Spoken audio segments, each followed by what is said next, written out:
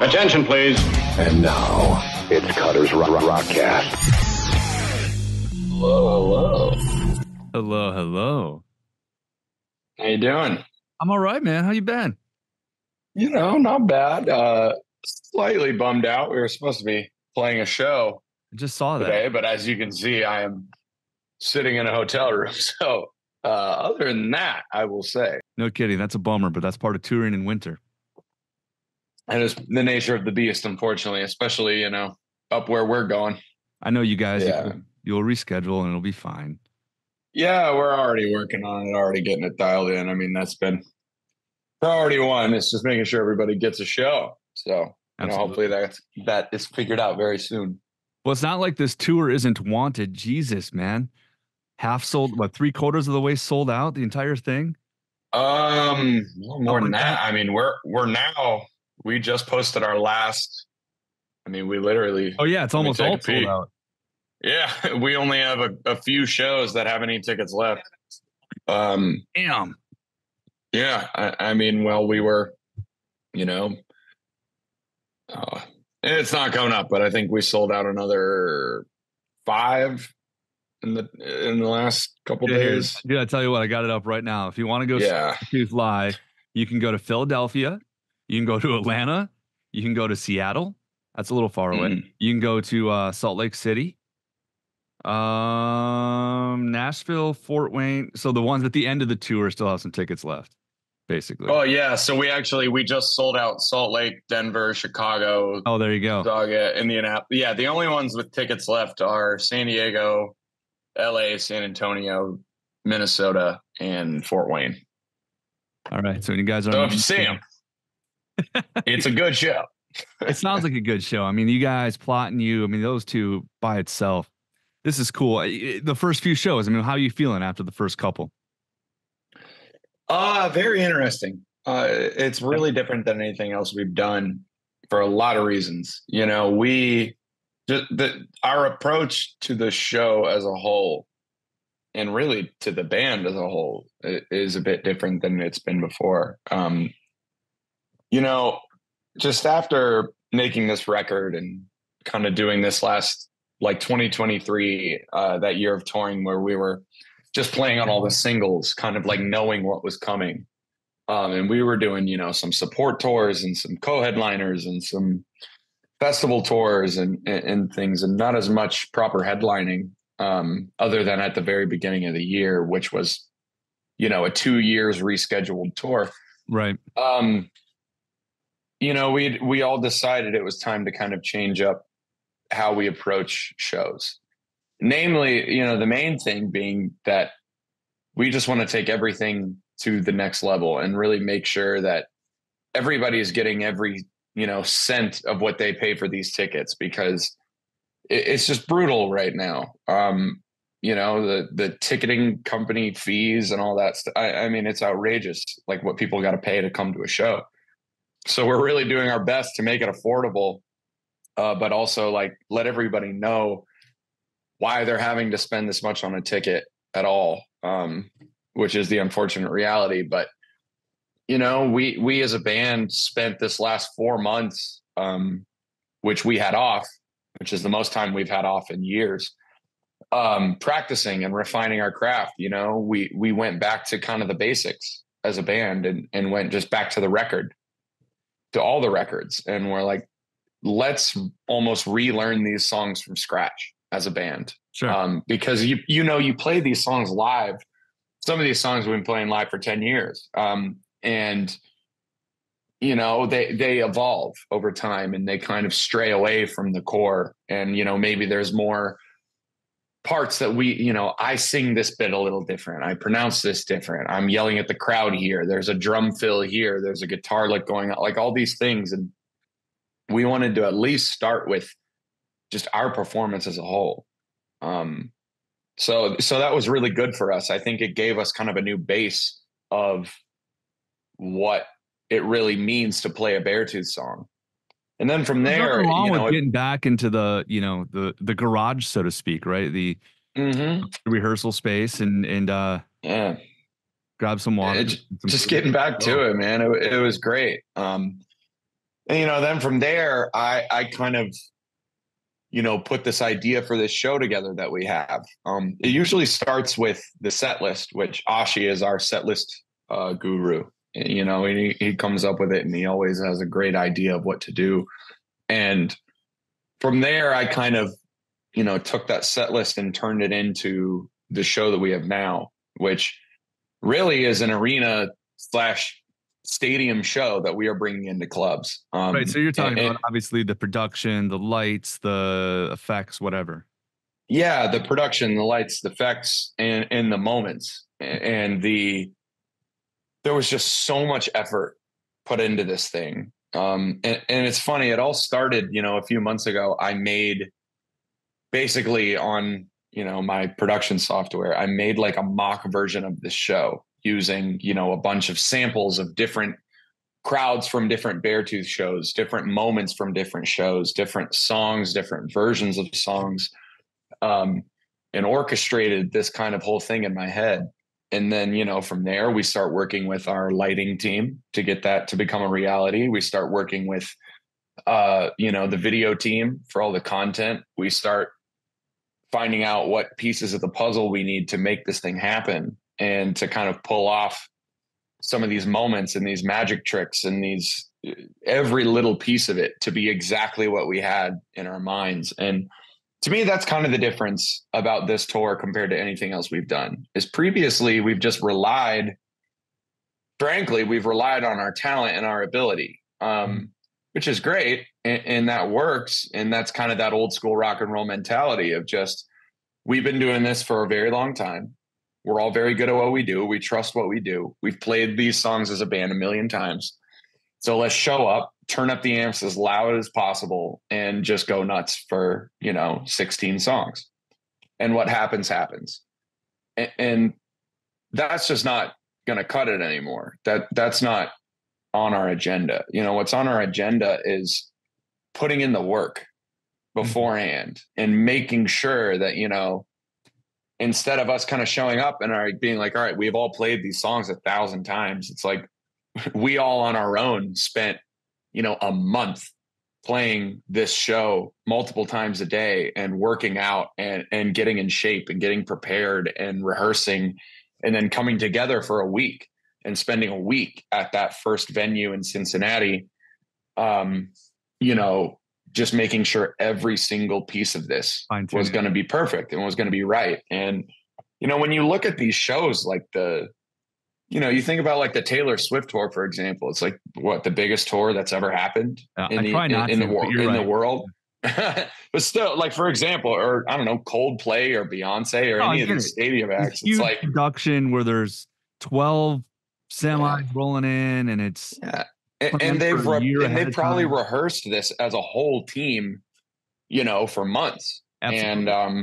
And so like that is the difference with this show. It is we are doing everything in our power and have been doing everything in our power for about the last 2 months now to make sure that every show is the best vocal performance that I have, the best drumming performance, guitar performance, bass performance, the best front of house sound, the best lights, the best, moments, everything. And we've worked really hard for it. It's sort of like to see that happening in front of me now, we're 4 shows in.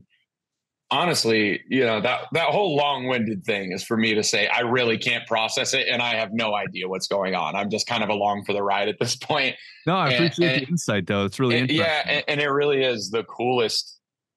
It's the coolest thing that I've ever been a part of. And it's the most rewarding, and it's by far the most difficult. It's the most high stakes. If one thing goes wrong, it can ruin an entire moment that we've been orchestrating all day long.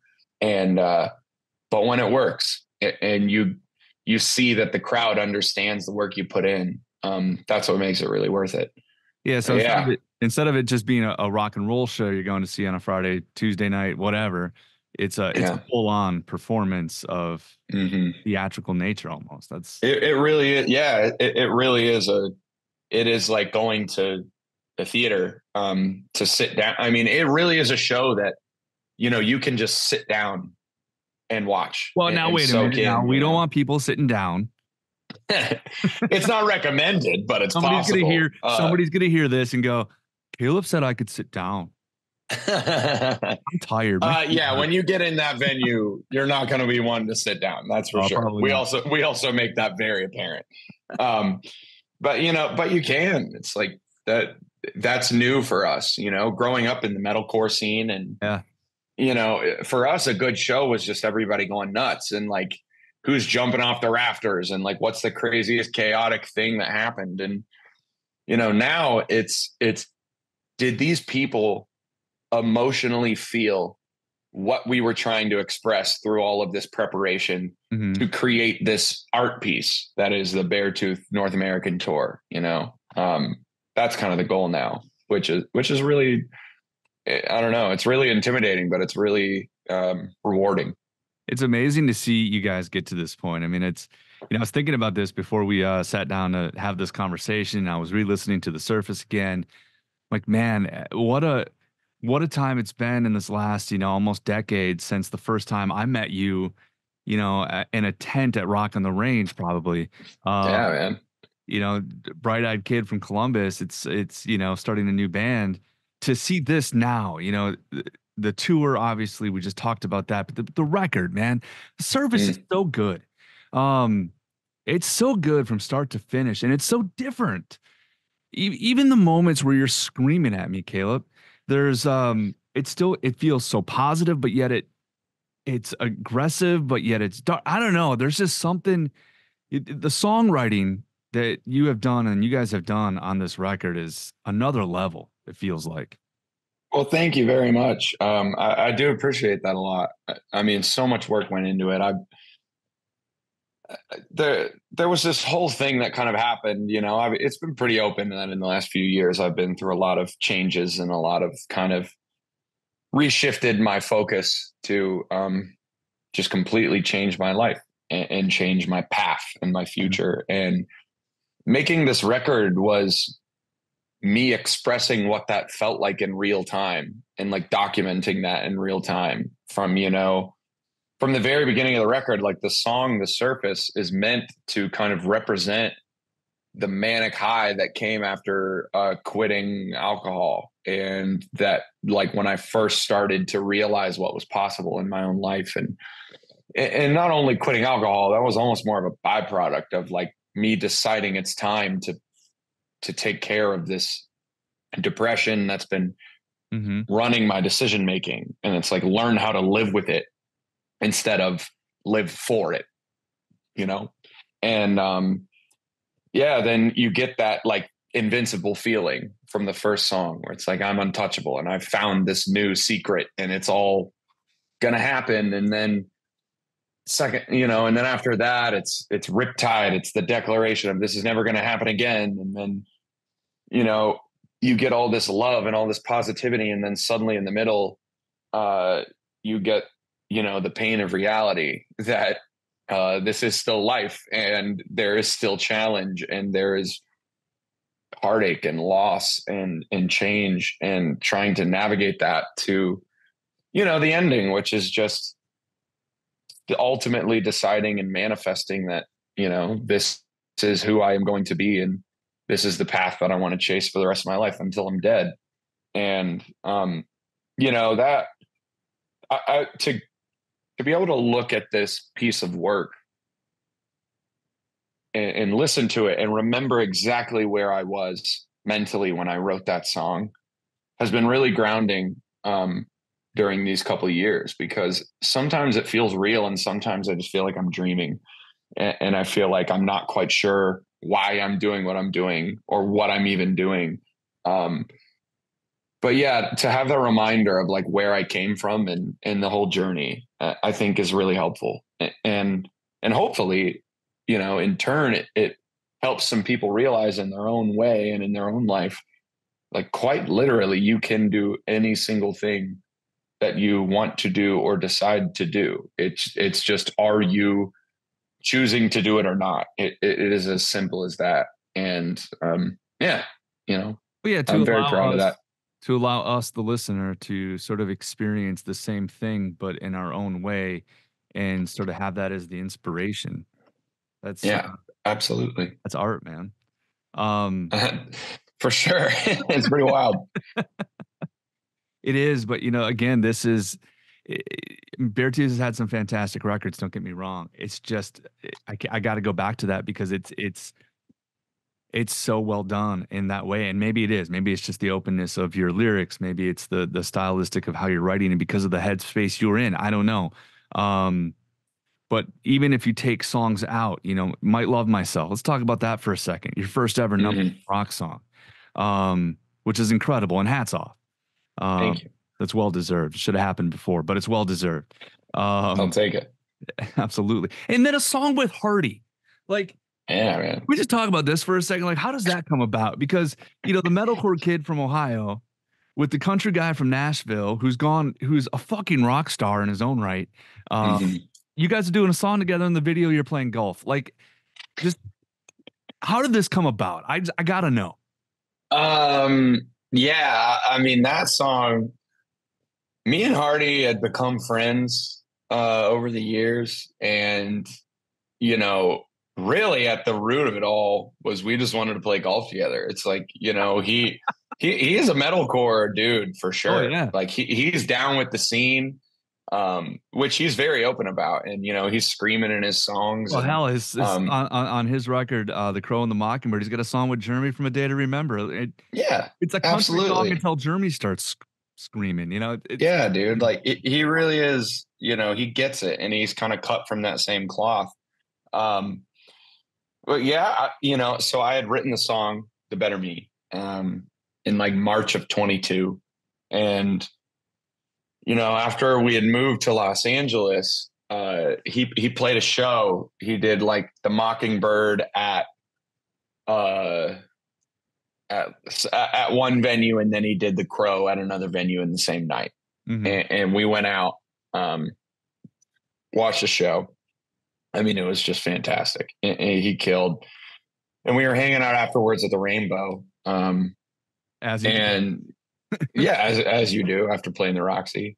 And, we were just catching up and hanging out. And like, I was on my way out and I was just like, dude, like, this was awesome. And if like, it would be amazing to do something together sometime. And he seemed about it.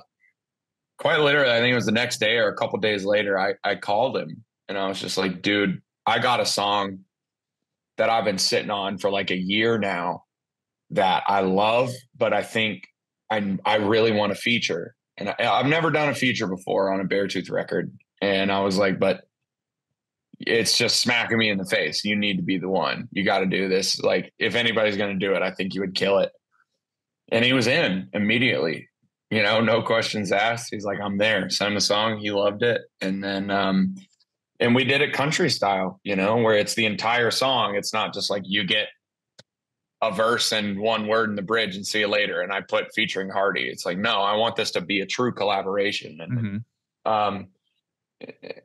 and that's an honor. I mean, he's one of the biggest country stars on planet Earth. I think he is without a doubt one of the most prolific songwriters that there are in Nashville. I think, truthfully, hands down, he's the most talented songwriter that I personally know. And I know a lot of good songwriters. He's unbelievable. So, for him to want to do that on my record was unbelievable. It was truly amazing. And he's just a good dude. Like, if you ever meet him or ask anybody on the planet that knows him about him, he's the salt of the earth. He's the sweetest dude, just loves music, loves fishing, loves his wife, and loves living life. You know what I mean? He's a man. I've heard that from other people too about him. Yeah. That's the thing about that scene. I do love, and I've said this on my show more than once, especially with Hardy and Jelly Roll and now Tim Montana and some of these country-esque guys diving into the rock realm. I love the togetherness of these two genres. I do. Something about it feels right in a weird. It's like everybody came from, like you said, cut from the same cloth. You know what I mean? It just feels like there's so many similarities as far as how the human beings are that it almost makes too much sense that Yeah, let's blur that line between rock and country a little bit, and just a good song's a good song. I dig it. Yeah, it's a beautiful thing, and I really think it's happening more and more, just with music as a whole. Which Absolutely. that's something that I want to help push and be a part of. And I think putting kind of a country song on this record, or like a country feature, and Mhm. honestly, in a lot of ways, a country song on this rock record was really important. But I really think if somebody, with Beartooth thought we were going to do a feature, they would assume anybody else besides, going country. And it's like, no, you got to stop getting stuff in your head of what you think music can be. And I want to keep doing that. Like if I work with people again, I want it to be people from completely different genres, and show what is possible through just collaborative effort and getting rid of the walls that people put around genres. I think it's just, there's so much more cool stuff if all the music scenes are just like working together to make everybody get some really cool music. But I've never understood why do we have to put a label on? Why do we have to put everything into this little box? I mean, unless you're talking about radio formats, maybe, but even that, Mhm. why do we have to put everything into a box? You know what I mean? If you enjoy something, if it hits you in the soul, then enjoy it. And if it Yeah. doesn't, then move on and let the next person enjoy it. Mhm. Thinking metal, punk rock was very much like this. Obviously, metal, the metalcore scene was like this for a while.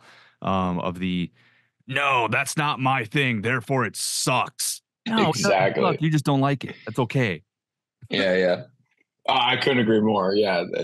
That, I mean, and that always does happen. And I do think that is kind of part of the nature of the beast of a lot, for music, like you become so personally attached, you feel like it's yours. Mhm. Which in reality, it's nobody's. It's nobody's and everybody's. It's just art. It's just something that somebody made that exists. And yeah, and that's okay. It's Great way like of explaining that's fine. There's nothing wrong with that. Absolutely. Yeah. Well, dude, I'll let you be in your hotel, man. I guess enjoy your night. Where are you? Because if you couldn't make it, We are in Toronto. okay. So yeah, we were supposed to be playing Buffalo Right. tonight, and then we were gonna have a day off and then do our two Canadian shows, Toronto and Montreal. So we ended up just going straight to Toronto and resting up. I don't know, just doing all we can to be prepared. We got some big ones coming up, so we want to make sure we're killing them. Absolutely you do. And good work on the health stuff, man. Seriously, I'm proud of you. Appreciate that. Yeah. Yeah, I've been working real It hard, is and funny to be it like, feels good. again, just to go back to the, initial person we meet, and then all of a sudden we come out of a pandemic. There's some very, again, you were very open about your trials and tribulations, and all of a sudden Caleb's not wearing a shirt and anything. And, he's just looking all ripped. Hey, man, it's a good feeling. Worked hard for it, and I'll take it. Absolutely. Good luck the rest of the way, buddy. I hope to talk to you soon and see Hey, you. always good to talk to you, man. For real. Anytime. Just let me know. All right, buddy. Hey, All right. before I let you go, will you do a new liner for me? I only have ones Yeah. from festivals, and I like to get a dry one. That'd be good. Yeah, of course. What you need? If you want to just do I don't know if Razor needs one too. I'll get one just in case. Let's do my show, the Cutting Edge Countdown first. So just introduce yourself on the Cutting Edge Countdown. Yeah. What's going on, everybody? This is Caleb Shomo on the Cutting Edge Countdown. Perfect. You want to introduce the new single for our flagship Razor? Yeah. I Was Alive, Uh, I assume is what you're talking about. yeah. Or yeah. Just this You can just say on the Razor. Beartooth. It's fine. That's easy. On the Razor. Okay. What's going on? This is Caleb from Beartooth, and this is I Was Alive on the Razor. Perfect. That'll work, Decker. Appreciate it. No Thank problem, you, dude. friend. Appreciate it, brother. All right, man. Talk soon. Cutters Rockcast. Don't forget to tune in. Exactly.